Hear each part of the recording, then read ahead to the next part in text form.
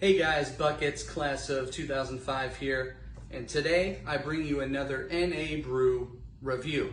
Today, what we got for you?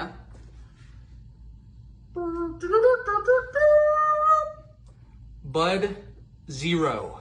So this one here is a 50 calorie Budweiser non-alcoholic brew. It's $12 for a 6-pack or a 12-pack. So it's like the most cost-effective one. I've had this plenty of times, so in lieu of doing a regular review, something special we're gonna do tonight.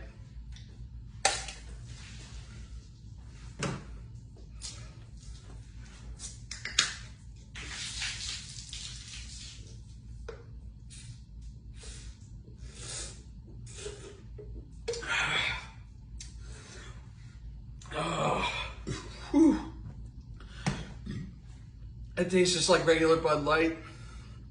I'm gonna go 8 out of 10. Very good stuff. Definitely worth checking out. Bud Zero. Thanks, guys.